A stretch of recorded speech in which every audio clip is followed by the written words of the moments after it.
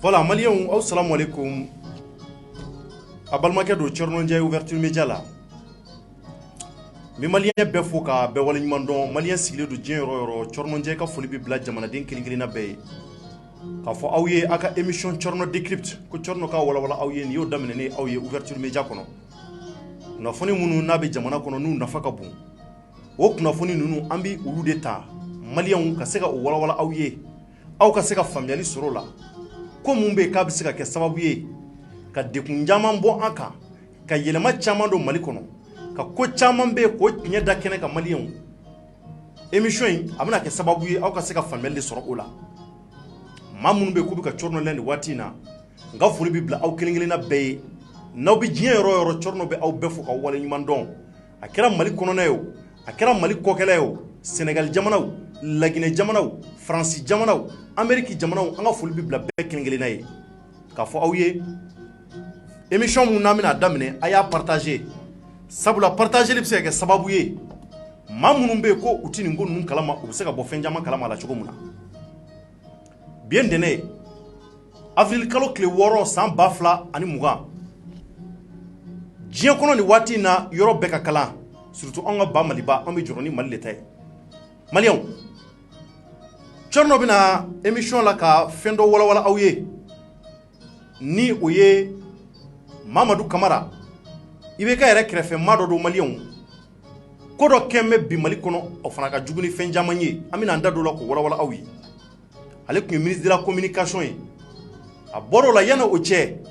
a ye jɔyɔrɔba dɔw fa ka tɛmɛ Mali kɔnɔ nka ko dɔ wuli bɛ Mali kɔnɔ ni o ye sɔrɔdasiw ka minɛnko affaire ani ka fara avion ko affaire fana ka Maliens anw ka justice mɔgɔw n'o ye Maliki Kulubali n'a ka baarakɛmɔgɔw ye u tun y'a yamaruya ka layidu ta k'a fɔ olu bɛ baara in kɛ jɛlenya kɔnɔ o da bɛna se sɔrɔdasiw ka minɛnko mun n'a fɔra ko nanbara sera a ko la olu da bɛna s'a ma ka maa kelen-kelenna bɛɛ minɛ Maliens an bɛ foli bila sariya baarakɛlaw ye a ɲumanw minnu di binkali fɛ minnu mɔgɔ bɛ Mali ka taa ɲɛ minnu ko tiɲɛ ka bangi k'olu nana mun b'a to bonne justice n'o ye sariya ɲuman ye o ka se ka appliquer Mali kɔnɔ ka président dɛmɛ a ka baara kɔnɔ o maa minnu bɛ yen k'u nalen don o baara ɲuman kama an ka foli bɛ bila u ye an b'u bɛɛ kelen-kelenna fo Maliens an bɛna nin de walawala aw ye sujet filanan o bɛna boli an ka ɲɛmɔgɔw ko mɔgɔw ka taa wari bila ko ka dɛmɛ lase jamana ma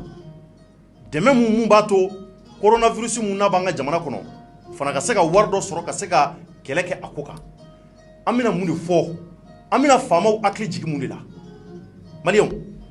nin baarakɛ ɲɔgɔn n bɛna ale présenter aw la bi a ye ale tɔgɔ ko Jeff a bɛna a yɛrɛ présenter aw la désormais Cɔrinon décrypte la ni Jeff n'ale bɛna to ka fɛn caman kɛ maa dɔw maa min bɛ yen k'a fana cɛsirilen bɛ Maliko la Cɔrinon décrypte la a yɛrɛ bɛna to ka walawalaliw kɛ a yɛrɛ bɛna to ka wulikajɔ caman kɛ Maliens Jeff bɛ n kɛrɛfɛ an bɛna kuma d'a ma i présenter an kanubaw ye Jeff. Ok, merci Cɔrinon. N ka foli bɛ Malien cɛman n'a musoman minnu bɛ jamana kɔnɔ ani minnu bɛ jamana kɔ kan. N ka foli bɛ u bɛɛ lajɛlen ye k'a yir'u la k'a fɔ ko nin wagati in na u sɔgɔlen bɛ ouverture média sanfɛ. Ne tɔgɔ Mamadu Jefaga. Mamadu Jefaga. Voilà, mais caman bɛ n dɔn ni Jeff D ou bien Jeff J. Voilà. Caman b'i dɔn Jeff J mais i tɔgɔ yɛrɛ Mamadu Jefaga. Mamadu Jefaga. D'accord, donc o b'a yira i ye maraka ye. Awɔ, ne ye maraka ye. Ok, marakakɛ bienvenue. Merci beaucoup. D'accord, donc i b'a dɔn an bɛna walawalali caman kɛ désormais Cɔrinon décrypte plateau sanfɛ parce que Maliens mɔgɔw bɛ kunnafoni na maa kelen tɛ se ka baara in kɛ désormais i yɛrɛ bɛna bila ko caman na i ka page fana bɛna bila en place i bɛna ouverture média fana kan tuguni i bɛ wulikajɔ fana kɛ ka se ka Cɔrinon dɛmɛ désormais an ka se ka Maliens kunnafoni ka walawalali caman kɛ jamanadenw ye donc bi ta la an bɛna fɛn caman fɔ mun ye justice mɔgɔw kɛn bɛ ka wulikajɔ mun sabati Maliens l'heure est grave. L'heure est très très grave au Mali. Waati ka kalan dɛ. Coronavirus o ba anw ka Maliens. Soumaïla Cissé n'o est chef de file de l'opposition ɲɛma opposition mɔgɔw ka ɲɛma URD ɲɛmɔgɔ ale fana tununen do a nɔfɛbaw olu caman yera u bɛɛ yera fo Soumaïla kelen Maliens o kɔfɛ ko wɛrɛ de bɛ jamana kɔnɔ tuguni mun kɛmɛ ka maaw yɛrɛ ɲinɛmɛ mun kɔ mun fana bɛ k'a nafa ka bon kosɛbɛ o ye Mamadu Kamara ye Mamadu Kamara justice mɔgɔ de kɛmɛ ka ale minɛ Maliens a datugu bɛ kasobonba la nin waati in na k'a sababu kɛ waati dɔ kɛra la ni ma fili jamanaden tila bɛɛ a mɛn a waati k'a ye k'a fɔ anw ka sɔrɔdasi minɛnw anw ka président bɛ don avion min kɔnɔ ka pan pankuru a yira k'a fɔ ko yuruguyurugu donna a kow la ko namara donna a kow la Maliens ni ma fili ouverture média kelen kɔnɔna na ne yɛrɛ cɔrɔnɔ de la ka kɔrɔfɔ k'a kan k'a yira k'a fɔ n ko le bureau du vérificateur général o de la ka bɔ ni dossier ye Maliens k'a yira jamanaden kelen kelenna bɛɛ la ko militaire ka armement ko namara yala ko suɲɛni kɛla ko bɛnkanni kɛra la waati y'a sɔrɔ la qui était le ministre de la défense Soumaïla Boubèye Maïga Maliens Soumaïla Boubèye Maïga de tun ye ministre de la défense o waati a yira k'a fɔ bureau du vérificateur général fɛ ko sɔrɔdasiw ka minɛn mun sera société mun fɛ n'u b'a wele ko Gostar jɔnni ka société do Kaɲasi mun n'ale donnen do Mali kɔnɔ waritigi ba do an ka Mali waritigi ba do a donnen do k'a yira k'a fɔ ko nafolo b'a kunna kosɛbɛ sabula opérateur économique do kuma minnu n'a fɔr'o la a yira k'a fɔ ko an ka armement minnu sara Maliens ko société b'o la sɔrɔdasiw ka arrangementsiw b'o la k'a société dɔw taara sɔrɔ fo 80,000 société kelen 80,000 10,000 ko miliyari mun n'a débloquera ni ka se ka taa don nin ko in na Maliens plus de 29 milliards de nos francs CFA o de tununa tununjogo ma don a la taayɔrɔ ma don a la maa jɔnni ni jɔnni y'a nafolo dun bureau du vérificateur général y'a kuma fɔ a kuma mun fɔra bureau du vérificateur général fɛ u y'a gafe bila ni k'a bila ka taa an ka Mali kiiriboso la Maliens Maliki Kulibali Masasi Doso an b'a fɔ ka waleɲuman dɔn a n'a baarakɛmɔgɔ kelen kelenna bɛɛ minnu ko k'olu nalen do ko ka se ka sariya k'a sigi jamanaden kelen kelenna bɛɛ kunna ko faama fara fantan kan sabula IBK yɛrɛ ye feu vert d'u ma k'u ka taa k'ale tɛ maa si bɔ bolo la ale y'a yira k'a fɔ k'a bɛ yamaruya di Maliki Kulibali n'a ka baarakɛmɔgɔw ma k'u ka maaw minɛ maa minnu bɛ yen k'u ye jamanadenw ta k'a dun k'u bɛɛ b'a fɔnɔ Maliens o ko kɛlen Maliki nani Mamadu Kasonge ka wuli ka jɔ la a y'a yira k'a fɔ k'olu da bɛna se ko bɛ yen k'a da bɛ Mali kɔnɔ ko surtout sɔrɔdasiw ka avion ko sanw u ka minɛnsanw u ka sɔrɔdasi minɛnw o kuma mun n'a fɔra jamana kɔnɔ jamanaden kelen kelenna bɛɛ b'a kalama anw kunnafonidilaw yɛrɛ de la ka kuma kan Mamadu Kasonge y'a yira a ka conférence de presse dɔ la a don an yɛrɛ tun bɛ yen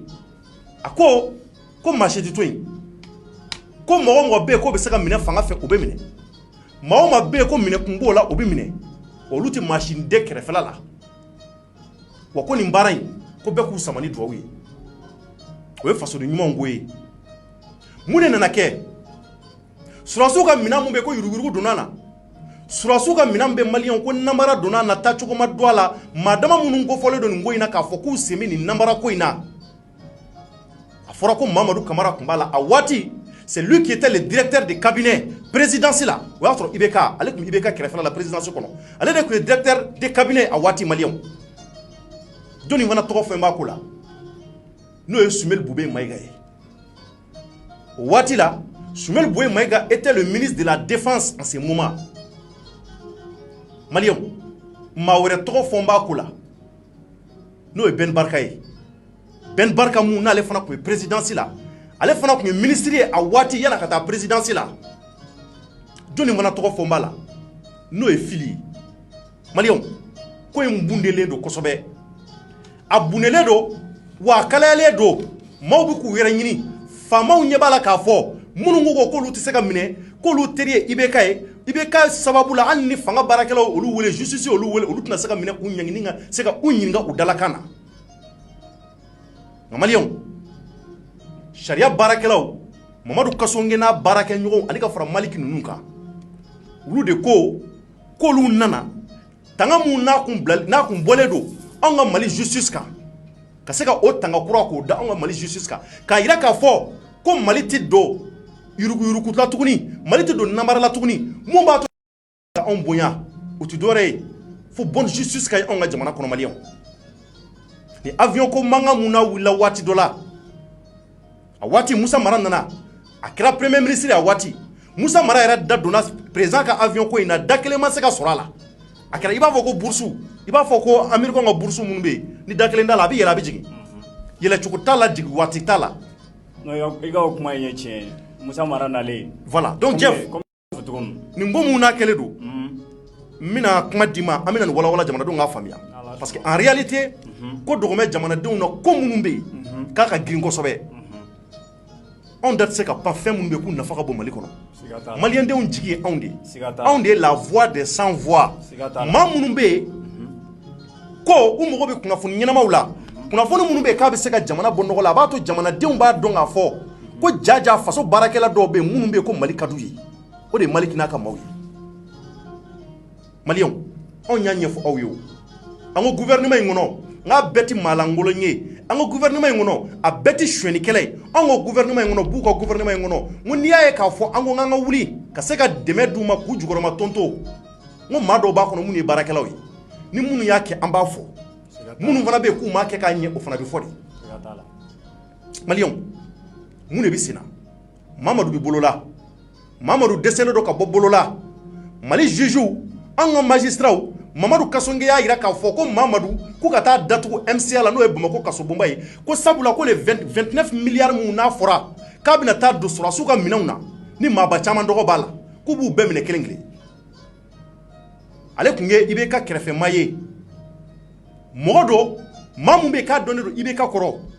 a ye ministériya kɛ jamana in kɔnɔ a ye jɔyɔrɔba caman kɛ jamana in kɔnɔna na maliyɛnw nka Mamadu Kasonge ka maaw y'a jira k'a fɔ k'olu de ye justice ye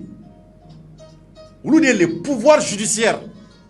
pouvoir exécutif ka olu bali u ka baara dɔw la jɔyɔrɔ dɔ fana b'olu la jamana kɔnɔ mun ye ka se ka kiiri lɛtilen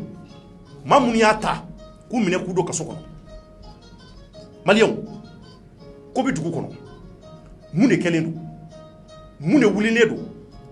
nin ko mun n'a kɛra o y'a sɔrɔ coronavirus ko donnen don Mali kɔnɔ caman ɲinɛn'a kɔ parce que n y'o de fɔ n ko degun caman Mali kɔnɔ ko dɔw bɛ yen f'an ka bɔ k'a fɔ Mali justice maaw minnu bɛ yen k'u bɛ baara ɲuman na nin ko in na ka se ka tiɲɛ bange anw da tɛ maa contre la maa ko tɛ baara ɲuman minnu n'a kɛra an kan ka o de lafasa o de kan ka k'an ka devoir ye maliyɛnw nin ko minnu n'a kɛra n'u ye Mamadu minɛ ka taa datugu kasobonba la ni waati kunkurun in n'an bɛ waati min na Mamadu datugu kaso la nka kuma caman y'a jira k'a fɔ ani Mamadu ka avocat ka fara maa wɛrɛw kan ko Mamadu datugulen don ko bɛn kɛra a kan ko sabula ko Mamadu ko waati min na il était le directeur de cabinet présidence kɔnɔna na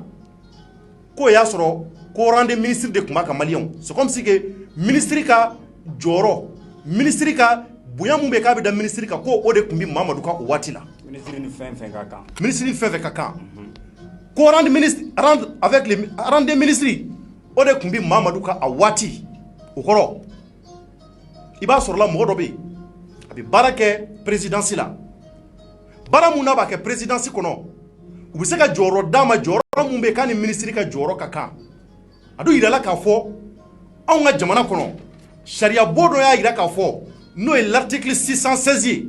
du code de procédure pénale o ye mun de fɔ o article ko jamana kɔnɔ anw ka jamana n'o ye ba Maliba ye maa minnu bɛ jamana sariya ta n'o ye wasadenw ye olu de jɛra k'a sariya sigi l'article 616 du code de procédure pénale u ko di maliyɛnw ko maa bɛ maa la jamana in kɔnɔ minɛcogow bɛ olu la n'o ye ministres ye n'o ye wasadenw ye députés olu minɛcogow ani maa gansanw olu minɛcogow tɛ kelen ye jamana kɔnɔ ko n'i kɛra ministre ye ou bien n'a sɔrɔ ministre danga b'i kan ministre birifini gulonlen don i kan na minɛcogo bɛ minɛcogo la e tɛ se ka minɛ ten k'e juge o cogoya la a bɛ passer ni cogoya nasugu jumɛn ye o ye la haute cour de justice olu de bɛ se ka e nɔ minɛ k'i juger nka à travers wasabulon kɔnɔna na wasadenw de bɛ jɛ ka se k'a décider k'a fɔ karisa ye ministre ye a fɔra k'a ye nafolo ta an ka sigi k'a lajɛ ka voter ka hakilaw kɛ kelen ye mais avec majorité absolue ni jama cayata cayara ka bɛn a kan k'a fɔ karisa tun ye ministre ye ou bien karisa ye ministre a yira k'a fɔ k'a ye jamanadenw data a ka bila ka taa hors de cour justice la maliyɛnw k'a juger k'a ɲangi ko mun n'a b'a ka a ɲɛ ka se ka dɔn cogo mun na Mamadu nɔfɛbaw maa minnu bɛ k'u bɛ ka Mamadu défend ni Mamadu mun minɛnen don nin waati la k'a ye k'a fɔ ko miliyari ko in k'a nɔ b'a la wa k'a ma ban justice baarakɛlaw y'a jira k'ale ye maa fɔlɔ de ye k'u bɛ continuer ni baara in o mun yira k'a fɔ u ko ko arande ministre de tun bɛ Mamadu kan n'o ye ministre Birifini ye sariya baarakɛlaw ye mun fɔ maliyɛnw sariya baarakɛlaw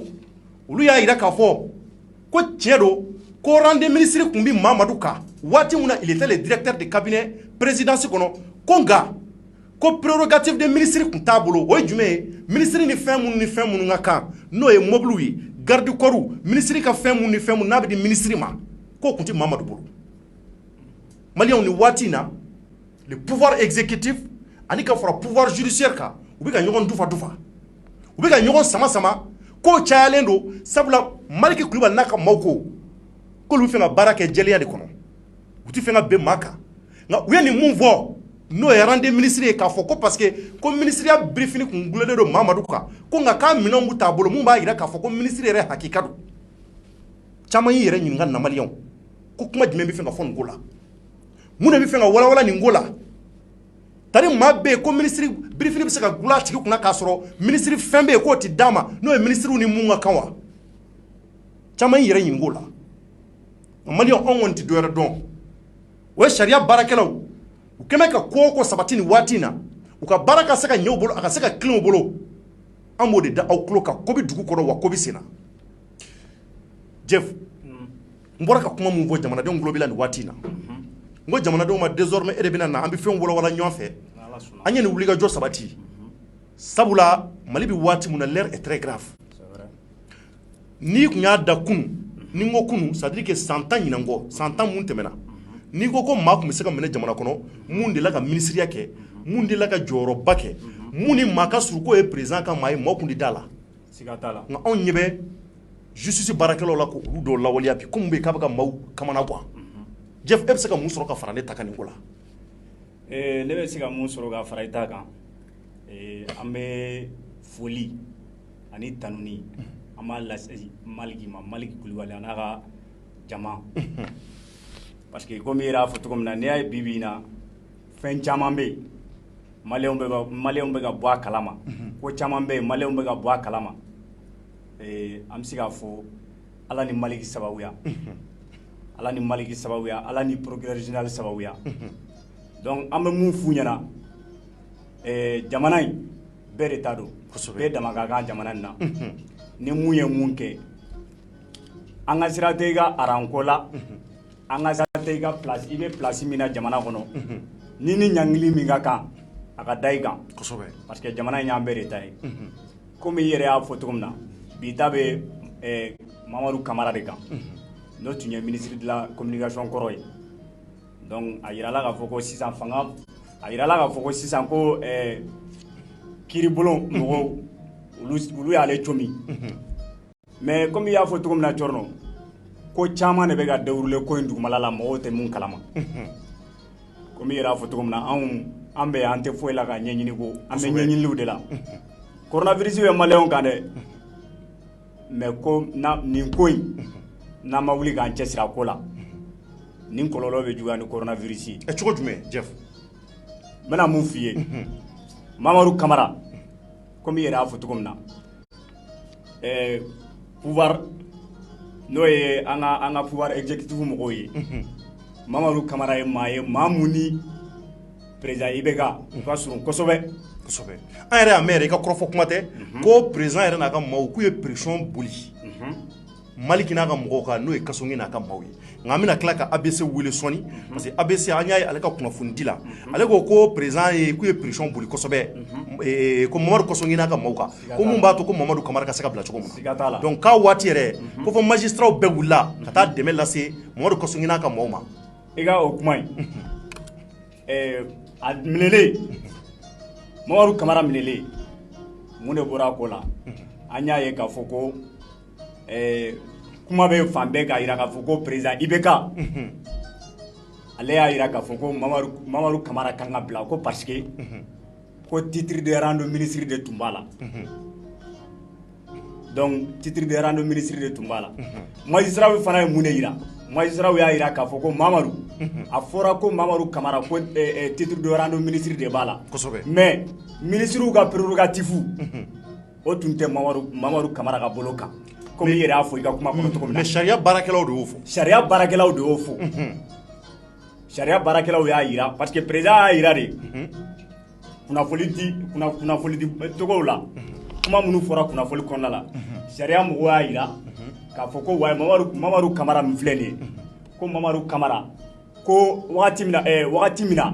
a minɛlen minɛ kun min na i n'a fɔ armement militaire ani président ka avion sanni ko a minɛra o wagati min na olu y'a jira k'a fɔ ko o wagati y'a sɔrɔ Mamaru ko rang de ministre de tun don rang de ministre de tun don magistrat fana y'a jira k'a fɔ ko rang de ministre de tun don mais ministre ni ministre mun ka kan o tun tɛ Mamaru bolo kan kosɛbɛ n'a bɛ f'o ma ko prérogative i yɛrɛ y'a fɔ i ka kuma la mobili ko b'o la mobili min kan ka di ministre ma garde corps ko b'o la fɛn caman b'o la fɛn fɛn bɛ tali kɛ ministre ka prérogative la donc sisan an bɛ yɔrɔ min na mankan de bɛ yen mais mankan mun don Cɔrɔnɔ ne bɛ se k'a f'i ye n ko dugujukɔrɔ kɛlɛ de don cogo jumɛn ta dugujukɔrɔ kɛlɛ min don Maliens moi j'ai vu tout le monde an bɛ k'an bolo fara ɲɔgɔn kan an ka Maliki dɛmɛ dɛ Maliki Kulubali an k'a dɛmɛ c'est à dire que sariya baarakɛlaw an k'u dɛmɛ parce que u bɛ ka taga bolo min na u bɛ k'a kɛ anw de kama wallahi bɛɛ b'a dɔn Mali kɔnɔ ne tɛ se k'a faamuya Cɔrɔnɔ mun ye ne kamana gan nin ko in na ne tɛ se k'a faamuya yani Mamaru Kamara ka dossier ko yani Mamaru Kamara ka interpellation ka kɛ maa joli de minɛra dugu in kɔnɔ maa joli a ka ca wa an bɛ fɛ avion c'est à dire que sɔrɔdasiw ka armement ko yɛrɛ la dɛ u k'u bɛɛ minɛ maa o maa bɛ yen k'u y'an ka sɔrɔdasiw ka nafolo ɲagami k'a dun ko tiɲɛ b'a la k'a tigi nɔ b'a la a tigi kɛra ministre kɔrɔ ye o u k'a lajɛ assemblée mana sigi waati min na ko wasadenw taara assemblée kɔnɔ yɔrɔ deuxième tour kan ka kɛ k'o kɛra u k'a lajɛ hali minnu ye ministre kɔrɔ ye parce que a fɔra ko minɛcogo de bɛ olu la u k'a lajɛ wasadenw ka fara ɲɔgɔn kan ka maaw ka se k'a lajɛ u ka se ka taa bɔgɔ jeni ka cogo min na donc Cɔrɔnɔ ye mun f'i ɲɛna n ye min fɔ yani Mamaru Kamara ka minɛ maa joli de bɛ minnu interpellera a dɔw bɛ kasobonba la Bakari Togolaw b'a la Arama Sangarew b'a la olu n'a ɲɔgɔnna si caman mais ne tɛ se k'a faamuya mankan mun ni fɛn mun ma ko olu kow la Mamaru minɛlen mun bɛ na ni mankan ko ye ou bien Mamaru ka fisa ni Maliens to ye ɲininkali gɛlɛn est-ce que Mamaru Kamara ka fisa ni Maliens to ye wa ɲininkali gɛlɛn Cɔrɔnɔ e tɛ ministre ye mais ne ni Mamaru Kamara an bɛɛ ka kan Mali ko in na parce que an bɛɛ ye Maliens denw de ye ne bolo tɛ dɛ sariya ye min fɔ bɛɛ de dama ka kan Mali la bɛɛ de dama ka kan sariya la n'an bɛɛ y'a kɛ k'a fɔ ko ne ni karisa ka surun ne ni président ka surun ou bien ne ni ministre ka surun ka sini kɛnɛ ni ne interpellé la ni ne ko n ko ni ministre y'i kanto k'a fɔ ko a kana Jɛfu minɛ ka taga datugu parce que Jɛfu ye ne ka maa ye Cɔrɔnɔ jamana tɛ jɔ o kan kan dɛ non a tɛ jɔ o kan est ce que a bɛ jɔ donc an bɛ mun fɔ Maliki Kulubali n'a ka mɔgɔw an b'u kɔ bi an b'u kɔ sini ko in gwannen don cogo min na il faut k'an k'o fɔ jamanadenw ye ko in gwannen don kosɛbɛ a gɛlɛyalen don kosɛbɛ kɛlɛkɛlaw de bɛ ka k'a la ani forontomuguniw a gɛlɛyalen don u ni ɲɔgɔn cɛ u yɛrɛ damaw bɛ ka ɲɔgɔn tuba parce que Mamadu ko ka girin justice fana dun ko k'olu ko ka girin ɲɔgɔn de bɛ ka sama ko in na ko tara nɔ b'a la wa nɔ t'a la maa tɛ se k'i bila sariya ka sira kan sariya mana mun fɔ baara bɛ kɛ ni o sira de a yira k'a fɔ ko ninnu bɛ juge cogo mun na juge cogo b'u la n'a sɔrɔla ko rang de ministre kun don ko ministre ka birifini kun b'a la k'a kun kan ka kiiri tigɛ cogo na sugu dɔ la nka Mamadu Kasɔnge n'a ka mɔgɔw n'o ye pôle économique ɲɛmaa ye u y'a yira k'a fɔ k'olu bɛ ka boli sira mun kan ko sabula a yira k'a fɔ olu ka ɲɛɲini na ko Mamadu ani koko ministre ni koko kun ka ko kun t'a bolo nka k'a yira k'a fɔ ko miliyari mun n'a tunna taacogo ma dɔn a la duncogo ma dɔn a la maa mun ni maa minnu b'a la wa k'u bɛɛ bɛ minɛ k'u bila bɔgɔ jeninen sanfɛ nin ko mun n'a kɛra a bɛna kɛ futinɛ ye faamaw yɛrɛ dama ni ɲɔgɔn cɛ a bɛna kɛ futinɛ ye sariya tigɛbaw ani an ka pouvoir exécutif n'u ni ɲɔgɔn cɛ parce que u fila bɛɛ ko ka girin an bɛ ka siran mun ɲɛ o ye u kana lajɛ ka dangari maliki minnu bɛ k'u bɛ ka baara kɛ u dekun ka baara la sabula nin ko fasugu nin bɛ se ka na ni ko caman ye jamana kɔnɔ maaw bɛ jɔrɔ ko o ko ɲɛ coronavirus bɔ kan anw de ko k'an bɛ justice an kana ɲinɛ justice ka baara kelen kɔ justice kan ka baara o baara kɛ mun bɛ se ka na ni lafiya anw ka jamana ma anw ka ngu sitini o de kan ka kɛ anw ka baara ye cɔrɔnɔ i yɛrɛ y'a fɔ cogo min na i b'a dɔn ministre ko arande ministre de b'a la komi i yɛrɛ y'a fɔ i ka kɔrɔfɔ kɔnɔna la ni arande ministre b'a la haute cour de justice olu tigilamɔgɔw de kan ka ale juger a kan ka taa assemblée la a ko a assemblée mɔgɔw de bɛ jɛn n'a ye c'est-à-dire à la majorité absolue k'a fɔ ko wa k'a ka bila sariya bolo kan an bɛ wagati min na i ko sisan an ka assemblée ko yɛrɛ bɛ cogo di cɔrɔnɔ ne b'a fɛ ka ɲininkali min kɛ i b'a dɔn sisan an ka mɔgɔw n'o ye pouvoir exécutif ye n'o ye IBK n'a ka mɔgɔw ye ne ko yali est-ce que u tɛ k'u dɛn o de kɔfɛ comme assemblée min bɛ sur place maintenant c'est une assemblée illégitime est-ce que u tɛ k'u da o de kɔfɛ k'u sinsin arande ministre ko in na pour que Mamadu kana se ka juger wa nka kɔni bɛ waati min na Mamadu kɔni bɛ MCA la dɛ wa ɲɛnini ko yɛrɛ la an y'a mɛn k'u taara k'u bɛna taa climatiseur dɔ d'a ma climatiseur sumalen dɔ k'a k'o k'a ka cellule kɔnɔ ko kumaw fɔfɔr'o la ko hali wulikajɔ yɛrɛ la paraît-il que k'a yira k'a fɔ ko u ko k'u bɛna bɔ MCA la ni ka se ka taa n'a ye ka 1 kɔnɔ a ko non n'i y'ale bɔtɔ ye MCA kɔnɔ o k'a sɔrɔ ale bɛ ka taa a ka denbaya la nka ko mun kɔni bɛ sen na justice mɔgɔw kɔni kɛmɛ k'u dɛrɛ ko in kan kosɛbɛ k'a fɔ olu bɛ ko in sɛgɛsɛgɛ maaw ma nin bɛ nin ko in na maaw ma da bɛ nin ko in na u bɛɛ bɛ minɛ k'u datugu kaso la wa ni san o san ka ko bɛ da u kan o de kan ka kɛ o an kɔni Maliki an bɛ Maliki de ko parce que ne b'a dɔn nin ko in bɛɛ bɛ ka taga tagabolo min na cɔrɔnɔ nin ko in bɛɛ bɛ ka taga tagabolo min na Maliyɛnw n'an ma wuli k'an cɛsiri an ka tiɲɛ dɛmɛ a laban cɔrɔnɔ a bɛ sɔn ka dankari kɛ Maliki ka fanga la dɛ cogo jumɛn Jeff a bɛ sɔn ka dankari kɛ parce que bi bi in na comme an yɛrɛ y'a fɔ cogo min na ɲɔgɔn sama ko caman de bɛ dugumala la kosɛbɛ ɲɔgɔn sama ko caman de bɛ yen an de ye Maliki bila ye Maliki de bɛ k'a ka baara kɛ wa a bɛ k'a ka baara kɛ tilennenya kan kabini Maliki sigira don min na fo ka n'a bila bi la Maliyɛn bɛ ko tare fɛn caman bɛ yen e cɔrɔnɔ ne an bɛɛ b'a kalama Maliyɛn bɛɛ b'a kalama maa kun t'o kalama kosɛbɛ Ala ni Maliki sababuya la an bɔra o kalama o Maliki kelen n'a fɔra ko o Maliki kelen bɛ ka na ni dossier ye ni dossier taara ka taa dankari kɛ ka taa bɛn ni maa ye maa mun ni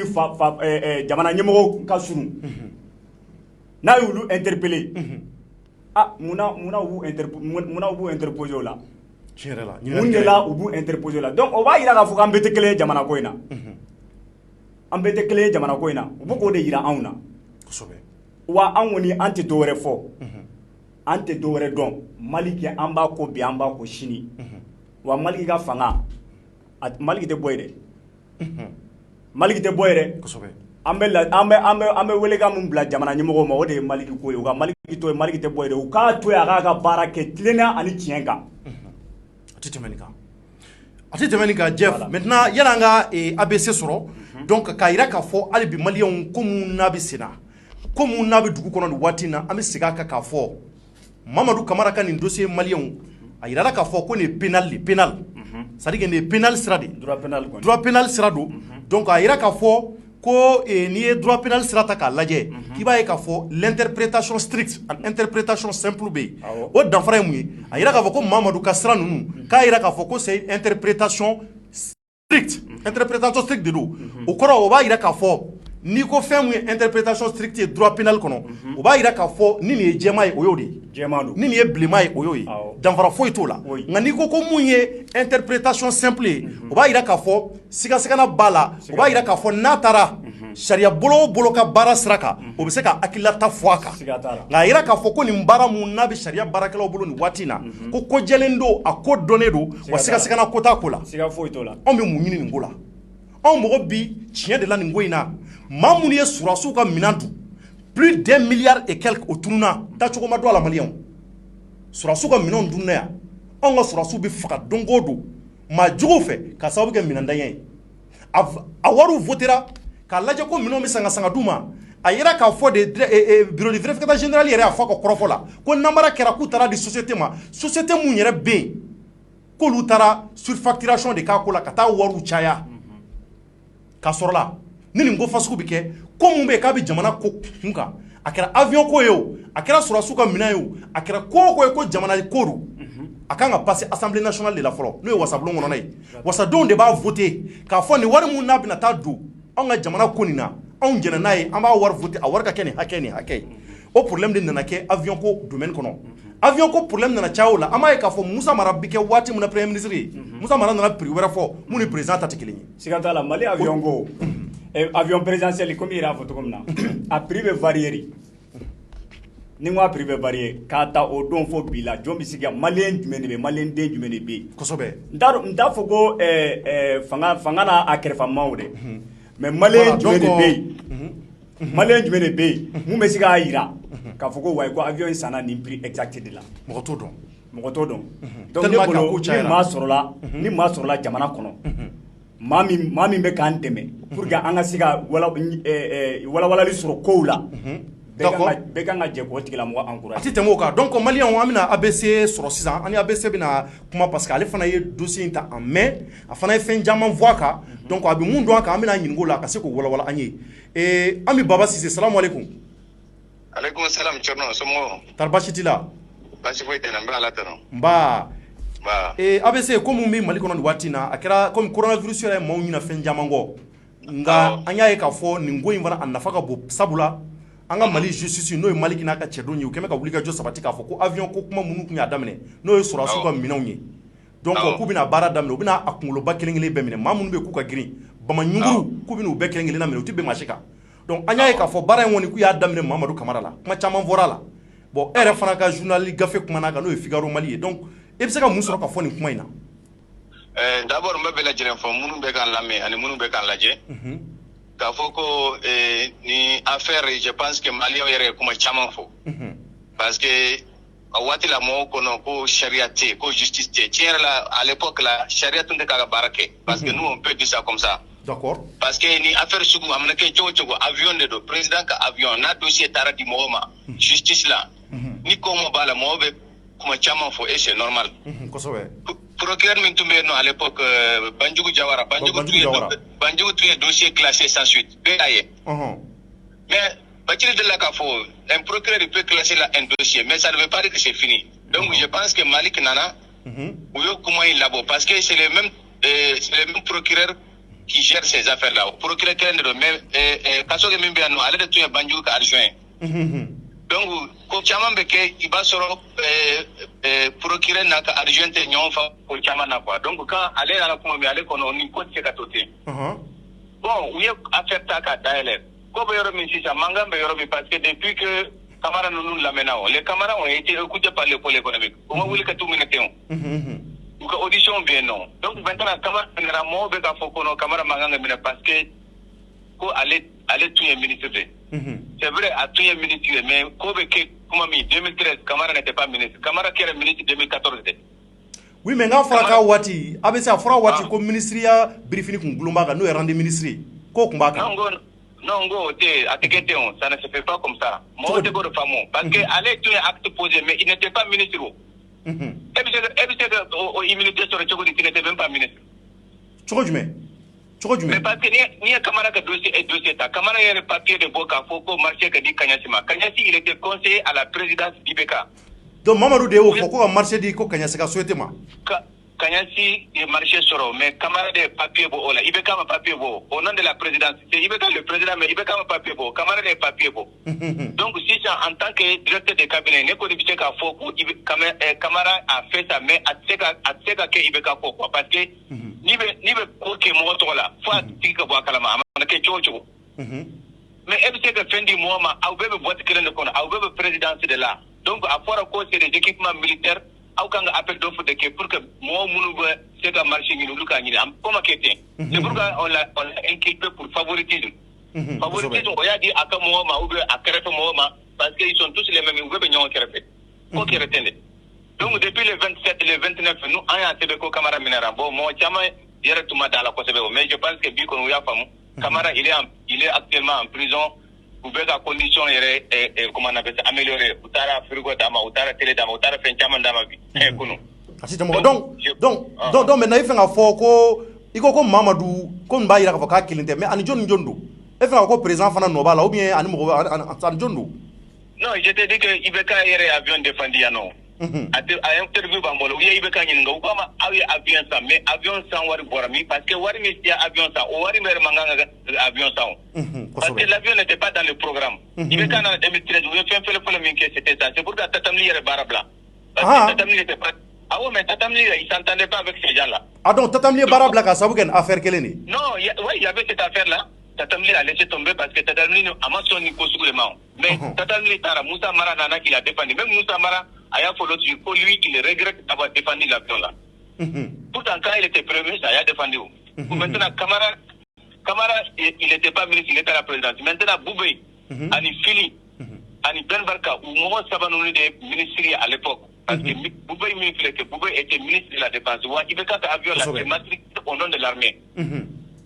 donc c'est pourquoi Boubé il était ministre de la défense Boubé même avait parlé il avait même donné un prix par rapport à l'avion Fili est prix faux IBK est prix faux Moussa Mara est prix faux prix Nani avion qui est là donc prix Nani bien que pour ça on doit faire la justice pour que Malien ait avion qu'on ait pris donc ça c'est vrai sinon si c'est très simple là il faut nous montrer la facture de l'avion vous savez pas pourquoi il y a sans facture là ça c'est très facile quoi donc va ira facture ma ira la foi ma ira facture ma ira il t'a donné Camara facture ira mais Camara ma avion ça mais Camara il était dans la procédure parce que au lieu de marché du Kanyasema et il y a eu plus de 29 milliards qui ont été détournés dans cette affaire à l'époque 29 milliards surfacturation c'est-à-dire mi wa fly ou que wa nani wa woro donc prix chayaté bon tout ça là on a cité les Boubé mais à l'époque on a dit que bon moi mais depuis que le procureur est venu nous on a écrit qu'il y a des pressions c'est vrai le procureur n'a pas qu'à faux mais il y a eu des pressions depuis que Camara Minarao mais jusqu'à présent le procureur il est en train de dire bon oui mais il y a des pressions John des pressions que procureur John des pressions moi j'ai écrit qu'à la présidence on a demandé que Camara Kablao ou Tara Camara RF Camara RF de maçon calé te beau à te beau type fin kono kata bombala parce que utumbe na bla quand un de là parce que quand un condition quand il kateme kata bombaka mais à l'émotion parce que il a même essayé d'avoir la liberté provisoire l'autre jour là on a rejeté ça Daroni Boro Kalama ouais Kosovo Boro Kalama voilà donc il a tout fait pour essayer de sortir si on veut vraiment l'aider là c'est ça si ça va sur Blau mais procureur il reste comme parce qu'ils savent qu'il est en quelque sorte quand même impliqué en tado à Joe Balou Tala parce qu'on a vu les documents qu'il a fait sortir il est impliqué quand même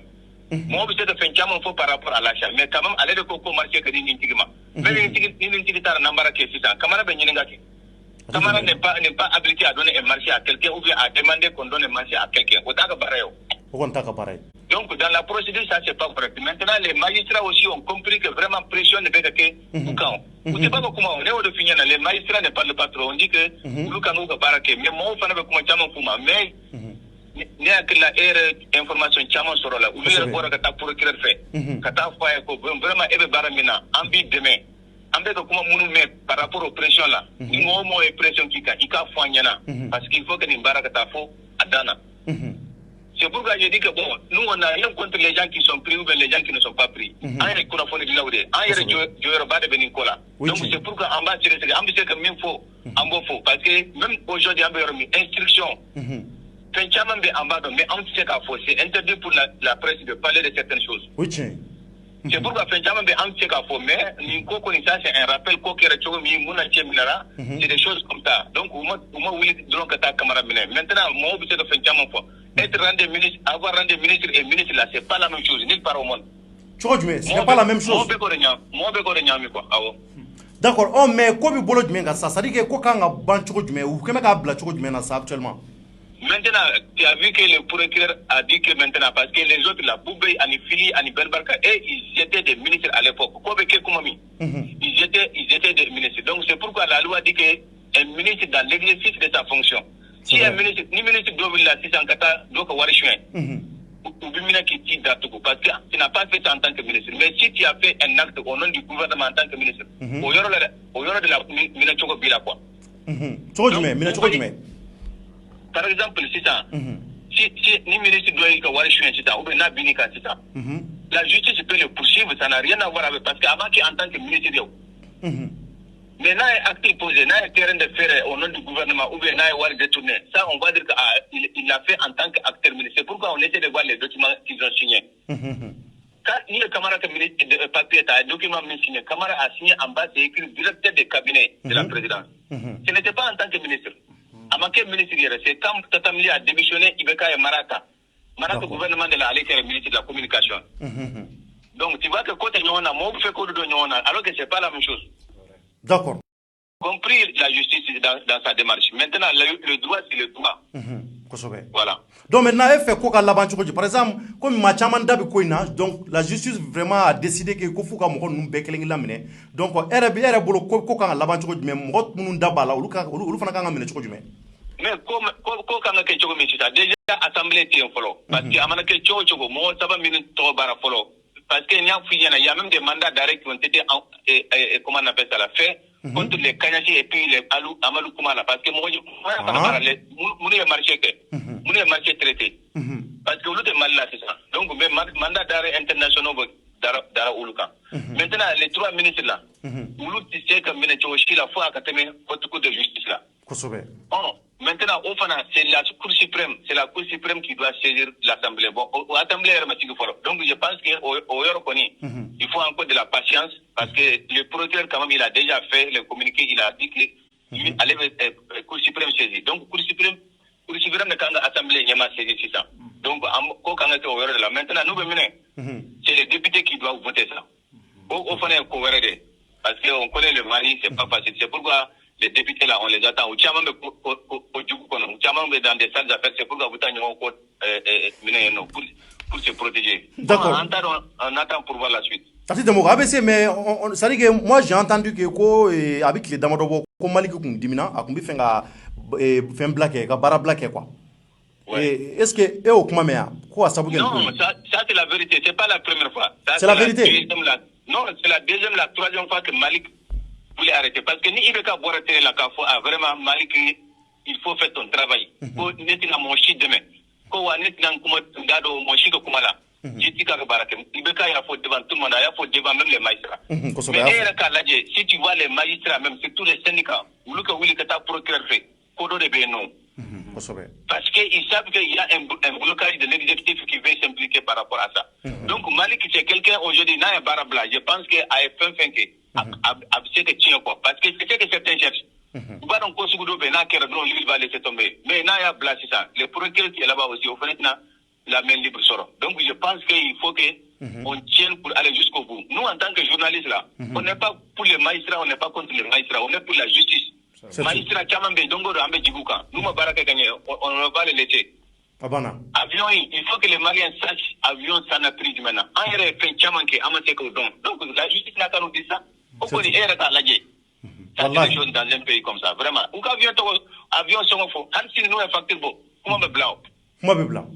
Alors que le FMI a suspendu le Mali, si tout le monde a vu ça. Le gouvernement a reconnu ça. Mais Ibeka, en tant que président, il a juré depuis 2013 qu'il ne sera au-dessus de la loi. Lutte contre la corruption, ça c'est la première chose à clarifier. Mais s'ils mettent la pression, Ibeka a mis la pression, n'est pas ce qu'il faut, mais allez attaquer directement. Donc je pense que, comme avec justice de Bolo, il y a des choses, il n'y a pas de choses, mais il faut follow, parce qu'il faut qu'on fasse attention à ne pas rentrer dans l'instruction. Ça c'est vrai. Merci beaucoup, ABC. Merci, Tchama. Merci. Donc, il y a ABC qui a c'est ça, Jeff. Donc, il y a justice koni ou bara damine. La pression de Guinéen justice quand nous y anga Mali kiriso kiriboui. Donc,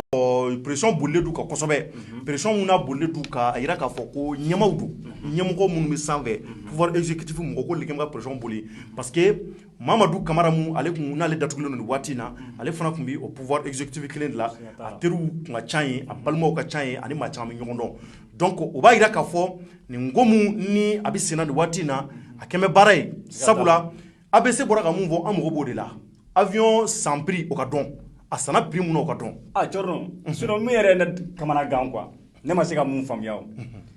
et avion kuturu be se ka sa to ko facture talare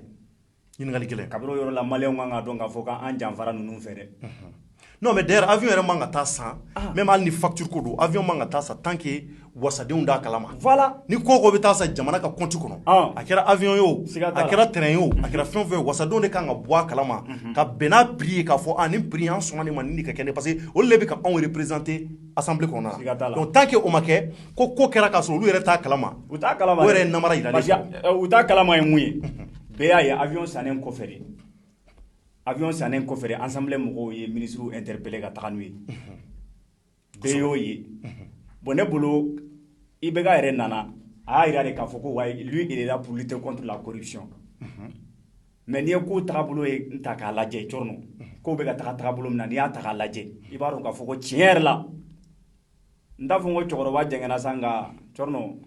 cɛkɔrɔba ye mun fɔ a m'a bɔ a sira fɛ dɛ. D'accord, donc nin ko kɔni hali bi an bɛ dugawu de kɛ Ala ka tiɲɛ bange nin ko la an bɛ Maliki Kulibali n'o ye Maliki Kulibali c'est-à-dire que Maliki Yawumidini an b'a fo a n'a ka baarakɛmɔgɔw u ka baara kɛ ni tilennendiya kɔnɔ maaw b'u kɔ jamanadenw b'u kɔ bi jamanadenw b'u kɔ sini wa an bɛ Mali wo Tchorno bi an b'a kɔ sini ko ko bɛ yen k'a bɛ fɔ tiɲɛ kɔnɔ ko ko bɛ yen k'a bɛ fɔ jamanadenw ka laɲini kama mun bɛ ka tiɲɛ ka se ka dɔn anw jamanadenw fana cɛsiri kun de kan ka k'o ye sabula a bɛ kɛ anw de kama ni avion ko mun n'a daminɛnen filɛ k'a fɔ k'an bɛ Mamadu contre la o tɛ k'a fɔ ko Mamadu bɛ yen ko o bɛna wele nin ko in na k'an b'o ti contre la o tɛ maa si juguya t'an na an mago bɛ bonne justice de la kow ka fɔ ka ɲɛ avion prix ka dɔn maa mun ni maa mun nɔ bɛ na assemblée ka sigi u bɛɛ ka wele bɔgɔ jeninen kan u ka tiɲɛ fɔ jamanadenw ye sabula an ka miliyari joli miliyari 20 ani dɔɔni o taalen filɛ nin cogoya la cogoya ma don a la foyi ma se ka fɔ a la fo bi e yɛrɛ k'i miiri kɛ ninnu ye nin miliyari hakɛ min détourné ne bolo n ko président IBK yɛrɛ kan ka ninnu encourager de pour que ka se k'u tɛgɛ da nin maa ninnu kan joona ka sababuya kɛ gɛlɛya min b'an ka jamana in kɔnɔ surtout an bɛ coronavirus ko kɛlɛ min yɛrɛ la e k'i miiri miliyari joli de détourné ra Tchorno n'o miliyari hakɛ kun farala ɲɔgɔn kan a bɛ se ka fɛn caman ɲɛ Mali la dɛ a bɛ se ka masque caman san dɛ a bɛ se ka gel caman san dɛ a bɛ se ka solution caman de bɛ se ka kɛ n'a ye fɛn caman de bɛ se ka kɛ n'a ye donc ne bolo a kan k'o encourager de halisa u kana ni mɔgɔ ninnu to yen ten ni mun ka kan a ka fanga magistrats ni procureur a k'u to yen u k'u ka baara kɛ jɛlenya kan a banna bɛɛ de ka dama ka kan jamana in na maa si ma fisa ni maa si ye jamana in nationalité malienne de b'an bɛɛ la i ka nin kuma in barika bɛ na voilà donc maa ma kusa maa ye maa ma fisa maa ye dɛ justice y'an bɛɛ de kama an bɛɛ ka kan an bɛɛ welela yan n ko ne yɛrɛ Tchorno welela ne yɛrɛ Tchorno welela ka wele o siɲɛ kelen tɛ siɲɛ fila tɛ siɲɛ saba tɛ an bɛ wele kuma caman n'i nɔ bɛ mun na i ka wele o la k'i ɲininka maa kana bɔ mɔgɔ la mɔgɔ kana kusa mɔgɔya ye o de ka ɲi jamana kɔnɔ o de b'a jira k'a fɔ ko justice a sigilen don an bɛɛ kama donc n'o kɛra tilennenya a bɛ na jamana kɔnɔ d'accord donc maliyɛnw ni tɛmɛnen kɔfɛ ka bɔ yen an bɛ taa ko mun n'a bɛ jamana kɔnɔ tuguni n'o ye coronavirus ye coronavirus a kɛmɛ ka an se an dan na ni waati in na sɔgɔmada in na maa fila o farala maa 45 in kan an bɛ maa 47 la an ka ɲɛmaw u kɛmɛ ka compte dɔ bila k'a fɔ ko jamanaden mun bɛ yen ko o bɛ se ka dɛmɛ kɛ c'est-à-dire que jamana ye mun b'a to coronavirus kɛlɛli a ka se ka nɔgɔya u bolo cogo mun na ko u bɛ bɛɛ wele o la BMS n'o ye banque malienne de solidarité u kɛmɛ ko o compte bila en place mɔgɔ mɔgɔ bɛ yen k'i bɛ fɛ ka dɛmɛ kɛ jamana ye k'i ka se ka na kana dɛmɛ kɛ jamana ye nka anw ko dɛmɛ ko o tɛ problème ye n'i ye Mali ta k'a lajɛ i b'a ye k'a fɔ coronavirus Afrique de l'Ouest la ne bɛ se k'a fɔ anw de kɛra maa laban ye bana in a donna maa minnu ka jamana kɔnɔ nka i b'a ye k'a fɔ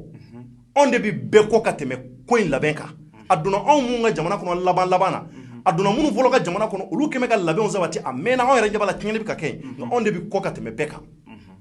n'a fɔra ko ka dɛmɛ kɛ jamana ye n'a fɔra ko jamanaden kelen-kelenna bɛɛ ko dɔrɔmɛ ma dɔgɔ ba kelen man ca i se mun ye k'i k'o bɔ jamana ye mun b'a to jamana ka se ka an dɛmɛ mun b'a to jamana ka se ka wulikajɔ kɛ coronavirus ko la ka fura caman ɲini a ko la nka anw bɛ se ka jamana an ka jamana n'o ye Mali ye an bɛ se ka jamana lagosi sira jumɛn kan o tɛ dɔwɛrɛ ye an y'a ye k'a fɔ n'i ye Mali ta k'a lajɛ anw ni jamana o jamana ka surun olu caman bɛ yen maliyɛnw u y'a ye k'a fɔ coronavirus nalen a jouera an ka économie kan a jouera an ka jamana économie kan a jouera jamana caman économie kan sabula coronavirus kɛra sababu ye maaw ka baara a heure caman bɔra a la a yɛrɛ ɲɛ b'a la anw dɔrɔn bɛ cogo min na an ka jamana kɔnɔ an ɲani bɛ cogo min na an ka jamana kɔnɔ a yira k'a fɔ Mali est plus de 6 et quelques milliards an ka jamana ɲɛmɔgɔ y'o de voté a 6 milliards bɛ ka kɛ cogo di jamanadenw y'a yira k'a fɔ ko u tɛ o kalama wari in bɛ ka taa sira mun kan jamanadenw ko u t'o kalama o si kana kɛ baasi ye n'i ko k'i bɛ dɛmɛ don i ka jamana ma wallahi billahi o ye ko ɲumanba de maa si tɛ se ka maa bali k'i tɛ dɛmɛ don i ka jamana ma nka anw bɛ se ka kuma fɔlɔ mun fɔ fɔlɔ ni ka ɲɛsin an ka ɲɛmɔgɔw ma o fɔlɔ ɲɛmɔgɔw de tun man ka kɛ misali fɔlɔ ye wa ka se ka dɛmɛ lase jamana ma fɔlɔ wa olu de kan ka kɛ maa fɔlɔ ye président yɛrɛ ani ka fara premier ministre kan ani ka fara u nɔfɛbaa fɛ olu de kan ka kɛ maa ye maa minnu fɔlɔ kan ka bɔ an ka jamana jabaranin na n'o ye ORTM ye k'a yira k'a fɔ ko olu yɛrɛ ka contribution filɛ nin ye u ka bɔ jamanaden bɛɛ ɲɛna k'a fɔ anw ye nin miliyɔn hakɛ bila Mali kɛsu kɔnɔ ka se ka dɛmɛ k'a la jamanadenw y'a yira k'a fɔ ko y'u jigila misɛnya u m'o y'u ɲɛ la o ka kɛ tiɲɛ ye filanan fana mun ye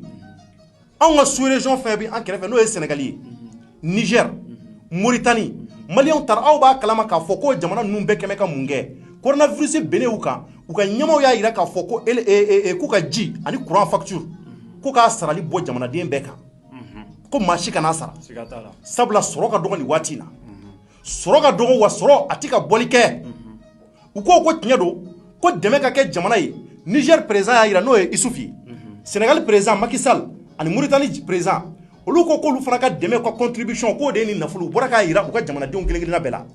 u ye dɛmɛ kɛ olu kɛra maa fɔlɔ ye minnu ye dɛmɛ kɛ fɔlɔ an nana mun ye u tilala k'a lajɛ charge minnu bɛ yen k'a bɛ jamanadenw kan sabula olu de bɛ impôt sara olu de bɛ taxes sara olu minnu bɛ taxe ni impôt sara ka tila k'a fɔ k'olu ka ko dɔ fana kɛ jamana ye jamana fana y'a yira k'a fɔ charge minnu ni a bɛ aw kan an bɛ caman bɔ a la jiko b'o la kuranko b'o la ani k'a jateminɛ mɔgɔw ka baara kɛ heure k'o jateminɛ anw ka jamana bɛ ka mun de sigi an ye nin ko la anw ka jamana bɛ ka mun de kɛ an ye nin ko la ko mun bɛ yen k'an bɛ se k'a fɔ ko an bɛ ka évoluer ko in kɔnɔ anw bɛ ka nɔɔma de an bɛ ka nɔɔma an tɛ ka taa ɲɛ an tɛ ka segin kɔ coronavirus yɛrɛ nalen kana bila bi la ko bɛ ka yɛlɛma sira jumɛn kan o tɛ ka fɔ jamanadenw ye an b'a mɛn de maa 2 farala kan maa 1 sara maa 2 farala kan maa 3 farala kan nka depuis couvre-feu fana ni an ka jamana ɲɛmɔgɔ y'a lajɛ ka se k'o mesure ta k'o bila en place yɛlɛma donna ko jumɛn yɔrɔ la tuguni mun ko fɔra tuguni anw de y'a ye k'a fɔ l'économie de la nuit malien n'o ye malien den minnu fana bɛ yen k'olu b'u dayirimɛ de ɲini sufɛla fɛ olu fana bɛ ka tɔɔrɔ nasugu bɛɛ sɔrɔ nin couvre-feu in na malien taara aw b'a kalama k'a fɔ maa dɔw bɛ jamana kɔnɔ minnu ka baara ye restaurant feerew ye u b'u ka du de balo n'o restaurant ye maa dɔw bɛ yen minnu ka wulikajɔ an'u ka cɛsiri olu fana b'u ka du balo u b'u kɛrɛfɛmaw balo u b'u musow n'u denw balo brochette feerelaw b'o la sufɛ olu ka baara dabila la ni 20h sera ka ban n'i ka dumuni ma san i bɛ taa tɔ dun i n'i ka denbayaw a bɛ jɛ k'a dun ɲɔgɔn fɛ sɛ feerelaw olu ka marchéw jɔra maliyɛnw maa minnu bɛ k'u bɛ taxi boli su o su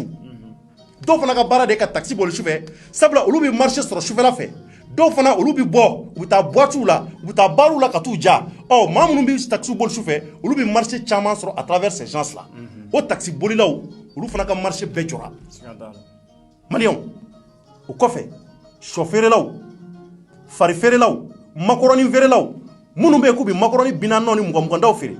minnu bɛ yen k'u bɛ sɔ 20 feere ani sɔ 40 ni sɔ 60 k'a ni makɔrɔni ɲami ɲɔgɔn na an balima caman bɛ yen minnu ka surafana de ye o ye minnu bɛ o fana feere olu fana ka marché jɔra olu fana tɛ ka nafolo sɔrɔ tuguni donc on peut dire que l'économie de la nuit anw ka Mali économie minnu bɛ yen k'u bɛ se ka nafolo dɔ don jamana kɔnɔ o bennen don bi o mun bɛ a bɛ jouer jamana kan est ce que olu bɛ se k'a fɔ k'u bɛ nafolo bɔ u kunna k'u bɛ taa contribution kɛ anw ka jamana kɛsu kɔnɔ wa est ce que olu bɛ nin tiriki tɔrɔgɔ la u bɛ nin sɛgɛn ni ɲani jugu la olu bɛ se ka k'olu bɛ se ka 400 200 bɔ cogo di u yɛrɛ ka nafolo la k'u bɛ taa bila jamana kɛsu kɔnɔ ka nin dimi t'u kan k'a sɔrɔ jamana ma mesure d'accompagnement foyi ta mun b'a to ninnu fana kana se ka u ka dimi ka santi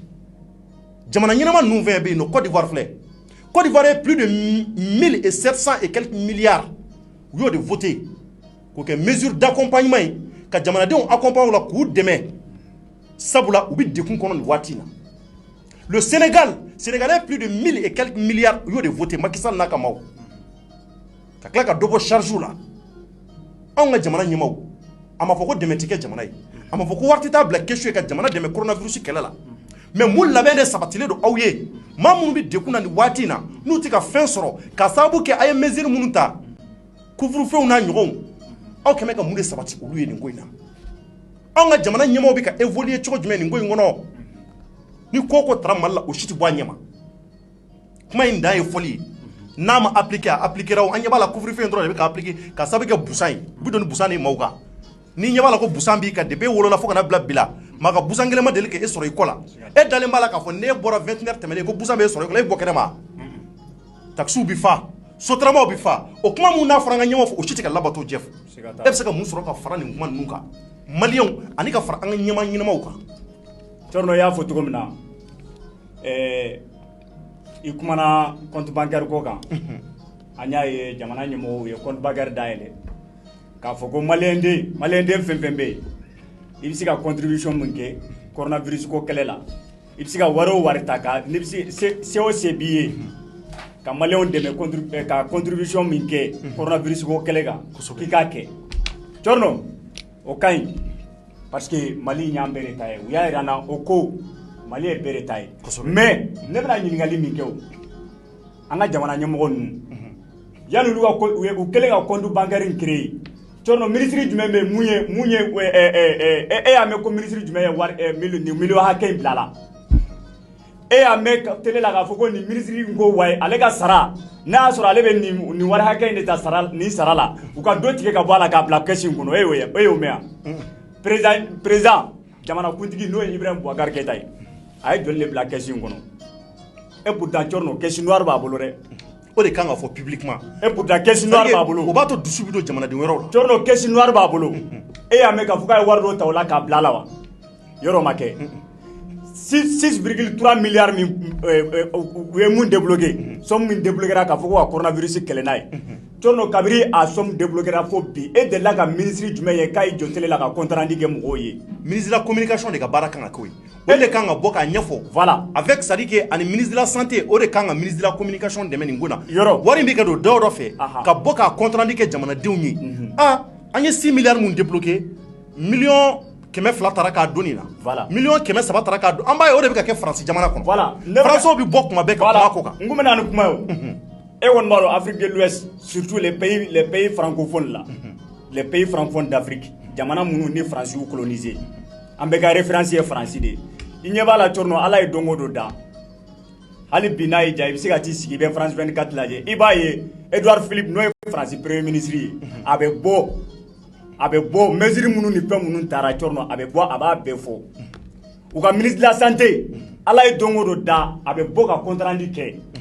mesure minnu ni minnu kan ka ta a bɛ bɔ k'a bɛɛ ɲɛfɔ mɔgɔw ye bana in a b'u ka évolution bɛ niveau min na a bɛ bɔ a bɛ compte rendu kɛ mɔgɔw ye kosɛbɛ est ce que an ka ministre de la santé tile kelen delila ka bɔ télé la k'i sigi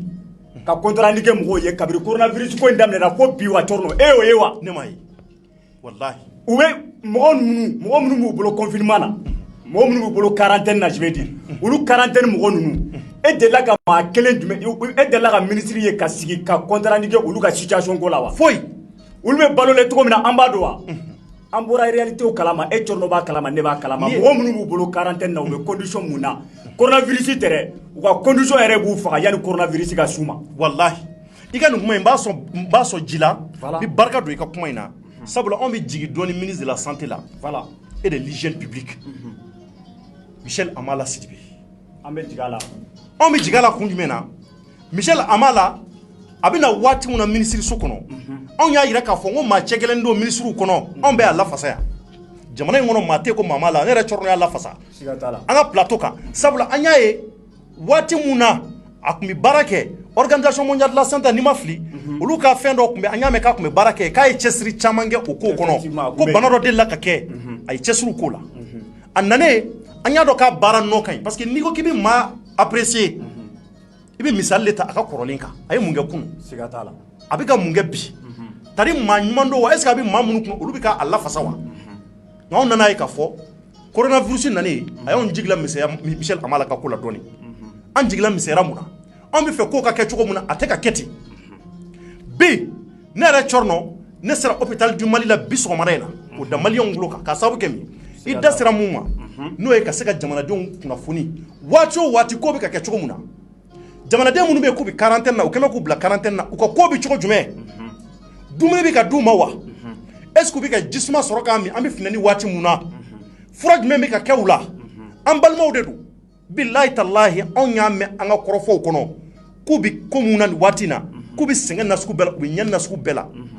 nka maa minnu bɛ yen k'olu bɛ se ka o jalatigɛ k'a fɔ an ye k'o tɛ tiɲɛ ou bien o ye tiɲɛ o jɔnni ministre de la santé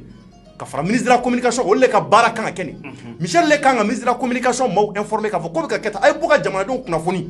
o tɛ ka kɛ Cɔrɔnɔ i ka kuma ye de don ko bana ko maa min bɛ yen ko bananen don hôpital du Mali la ko maa kelen sɔrɔla k'o bolila ko banabaatɔ dɔ y'a yɛrɛ ɲini k'o ka boli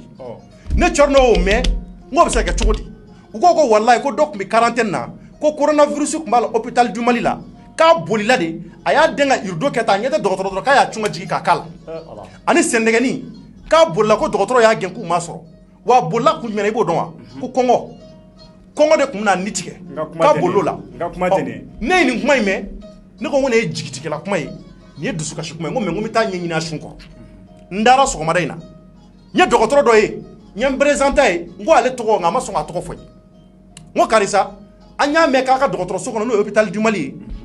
a kɛmɛ ka maa minnu bila quarantaine na n'a fɔra ko coronavirus b'u la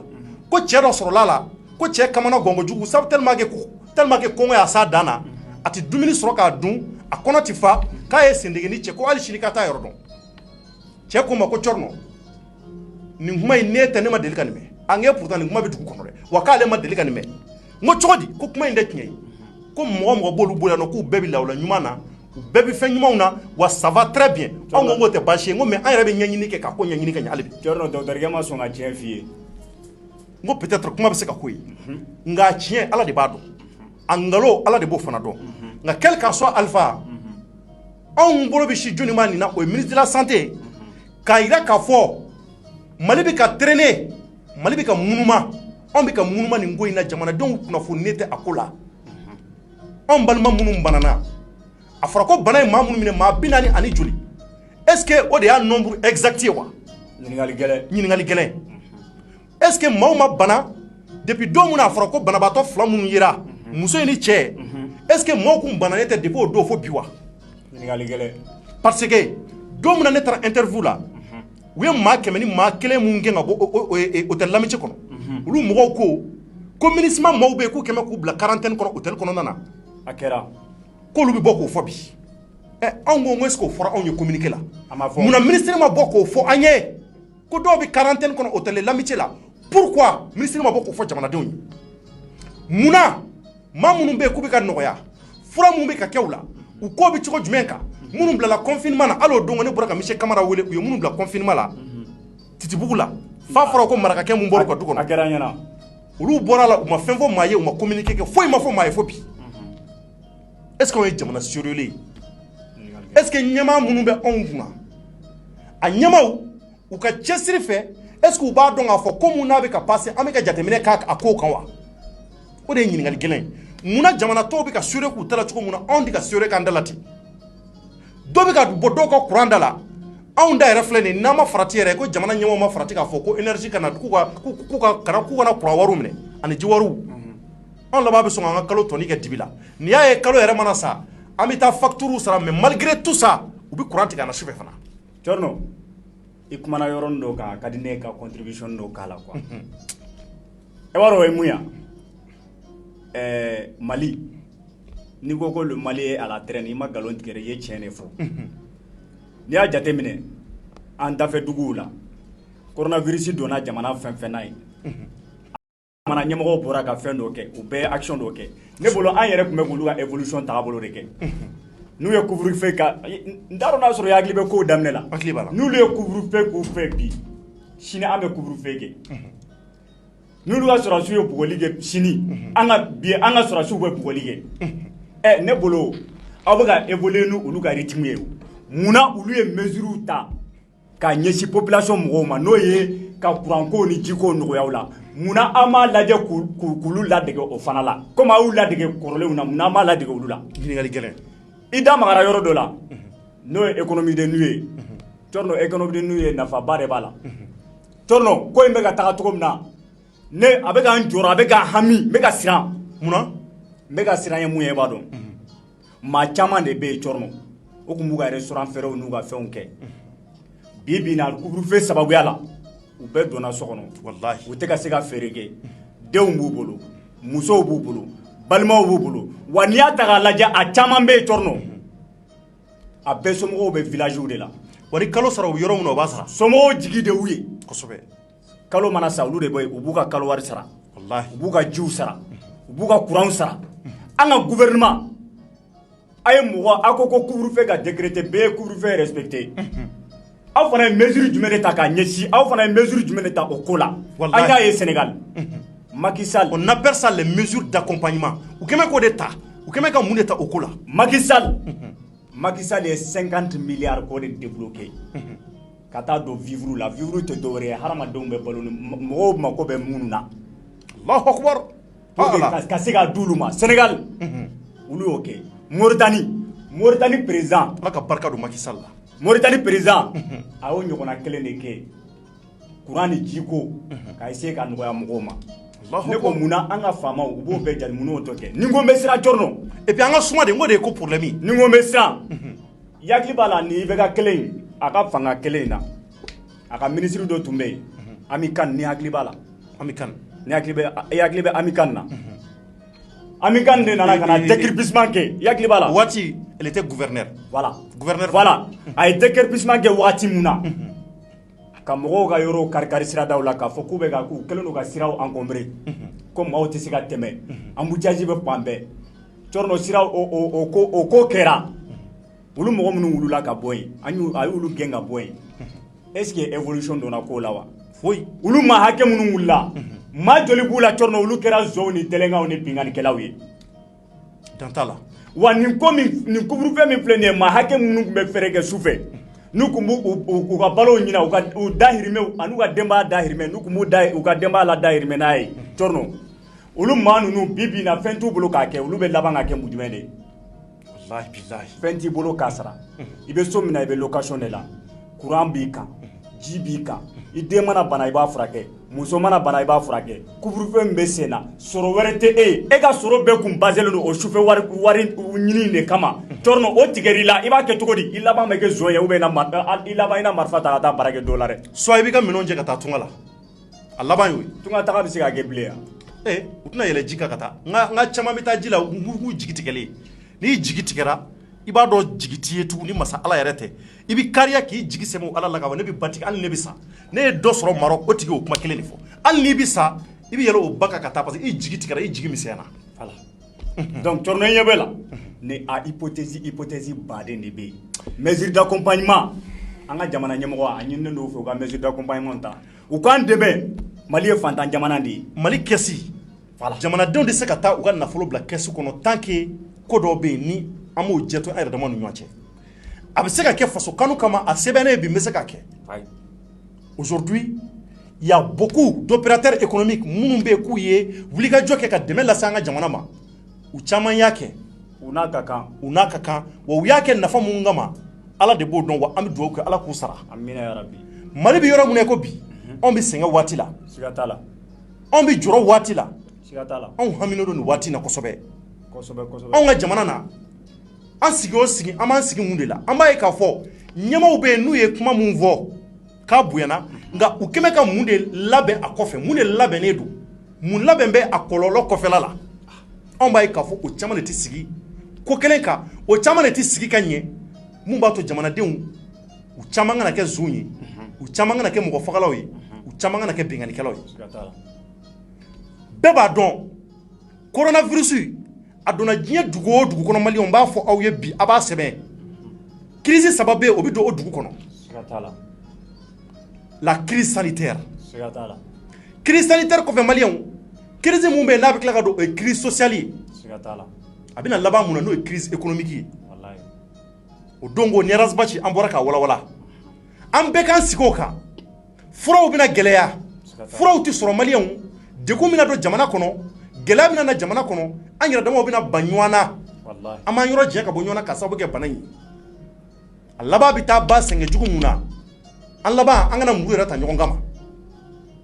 kunasini zon bɔra ka dɔ faga banque dala a kɛra falajɛ yɔrɔ in kɔnɔ u ye n wele a waati o y'a sɔrɔ n sɛgɛn bɛ kosɛbɛ o kɛra mun kama sɛgɛn tilegan dɛrɛ fɛ tilegan dɛrɛ kunu ko dɔbɔtɔ suguba fana kɔnɔ o kɛra bagadaji cɛ bɛ k'a ka moto wuli wulafɛla fɛ hali su ma ko fɔlɔ a bɛ ka taa so yanni couvre-feu k'a sɔrɔ yen u taara a ka saki minɛ la k'a ka moto minɛ ka tila ka kisɛ ci cɛ la tugun o bɛ ka kɛ tilegan dɛrɛ sufɛla yɛrɛ bɔra a la o tilegan dɛrɛ mun bɛ ka k'a la o bɛ mun yira dekun ɲani bɛ ka bonya jigitigɛ bɛ ka bonya maaw bɛ k'u yɛrɛ ɲini u bɛ k'u dahirimɛ ɲini suguya wɛrɛ la sabula anw ka ɲɛmaw u bɛ ka sumaya kow fɛ e pourtant ko in dun ma balo la dɛ ministre mun yɛrɛ bɛ k'o sigi bɛ nin coronavirus ko kan ministre mun yɛrɛ bɛ yen k'o kan ka wuli ka jɔ kɛ nin coronavirus kan n'o ye Michel Amala ye Michel Amala anw bɛ ministre interpellé yan mun de bɛ ka kɛ coronavirus ko in na wari joli de taara ministre so la a bɛ ka kɛ mun de ye ministre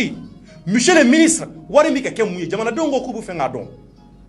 u bɛ ka taa sira jumɛn kan anw b'a dɔn wari mun dira a ka ca wari baden de dira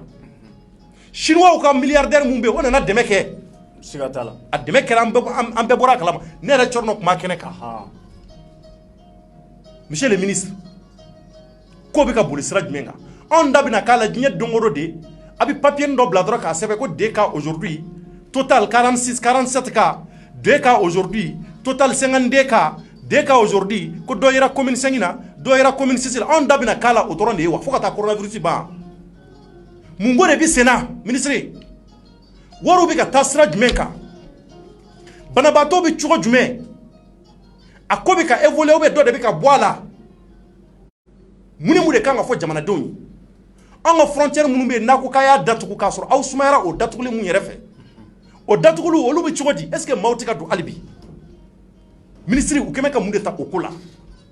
est ce que anw jigila tɛ ka misɛnya nin ko fasugu la ministre mun yɛrɛ bɛ yen k'a talen don nin kama ale minnu kan k'a lajɛ ka mɔgɔw kunnafoni a la kuma bɛɛ an ɲɛ b'a la o don o su k'u taamɛ ka taa Bamako désinfecté ne ko yɛlɛ ko kuma tɛ tɛmɛ nin kan nin ko in de layɛlɛ kosɛbɛ ko ka taa Bamako ka taa désinfecté ka taa fɛnw vérifier yɔrɔ la n'aw ye mun kɛtɔ ye nazaraw fɛ an yɛrɛ b'o kɛ n'an ye mun kɛtɔ jamana wɛrɛw fɛ an yɛrɛ b'o de kɛ n ko n y'o de f'u ɲɛna i y'o kuma kelen fɔ o de mais u ka maloya kɔni au lieu que u ka masque caman ɲini ka di fantanw ma ko ka taa Bamako désinfecté u ka maloya dɛ ni mɔgɔ tɔw ye mun kɛ u b'o de kɛ u fana ka maloya mɔgɔ dɔ ninnu u sera ka u ka population vulnérable c'est à dire que mɔgɔ minnu se t'u ye wallahi u sera k'olu ta en charge cogo min na Cɔrɔnɔ an ka faamaw u k'a lajɛ dɛ u ka sabali u k'u miiri maliyɛnw jamana tɛ se ka bɔ nɔgɔla nkalon kan o tɛ kɛ kunasini samedi don ko ka taa Bamako désinfecté ko ka taa sugubaw la ka taa suguba désinfecté ko sabula ko coronavirus tɔ n'a nɔrɔla koko mun na ko virus bɛ sɔn ka to yen n'u y'a essayer ka désinfectant fiyɛ a la ko coronavirus bɔga bɛ duguma a bɛ sa Allahu akbar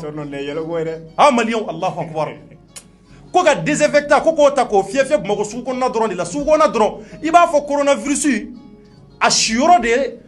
Bamako suguba ye aw mɛnna ka ko la aw delila ka nin ɲɔgɔnna yɛlɛ koyi k'a fɔ k'an bɛ ka maaw ka ko saboter o tɛ dɛ maliyɛnw bilahi talahi n bɛ ka tiɲɛ de fɔ aw ye jamana wɛrɛw t'a kɛ tan an bɛ ko dɔ de bila sen ka fɔlɔ ka sɔrɔ ka taa laban nin na fɔlɔ anw ye mun de kɛ dɔ bɛ ka fara masques kan monsieur le ministre n'i t'o kalama an b'o f'i ye dɔ fara mɛ masques kan masque minnu bɛ yen k'a bɛ maaw bɔ aw yɛrɛ ko k'an k'an dala kɛ masque yɛrɛ ye 300 200 ye fantan bɛ se ka t'o san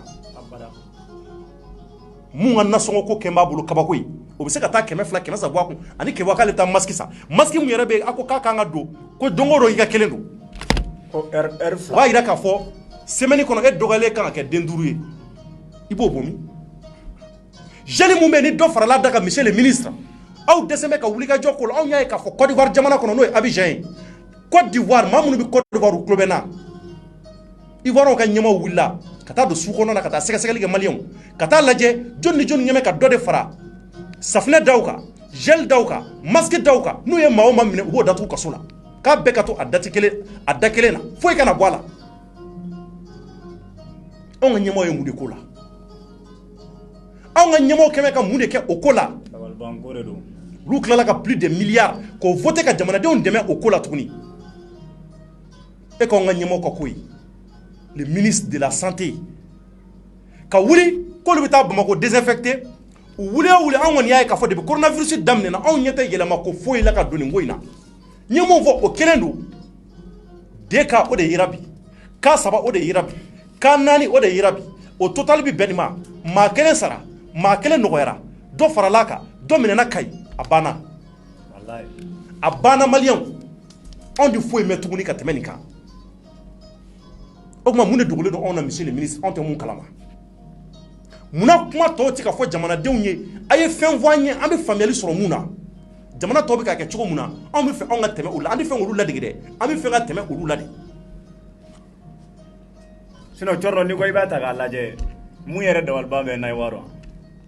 mun yɛrɛ kelen don ka ne dabali ban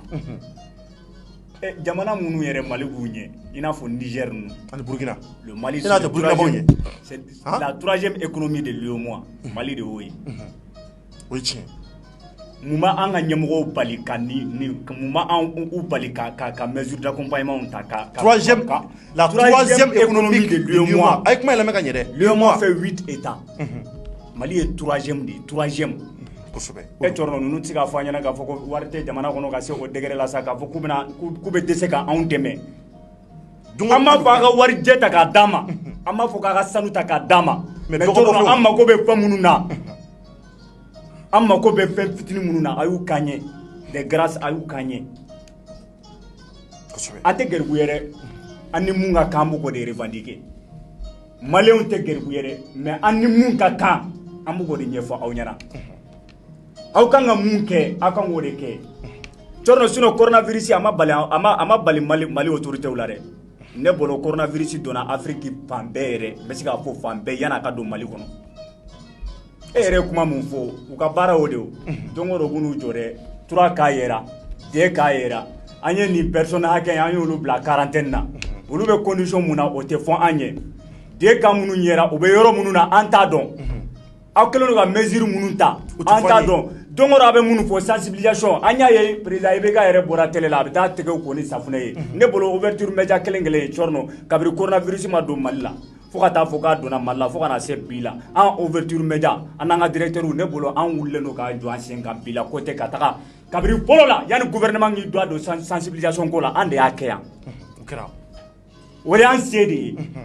o kan ka kɛ population de ka baara ye o man ka kɛ autorité mɔgɔw ka baara ye hali n'a sɔrɔ u bɛ sensibilisation kɛ sensibilisation kɔfɛ mun de ba ye wallahi Cɔrɔ fɛn bɛɛ da gɛlɛyara n'an fɛn tɛ se ka san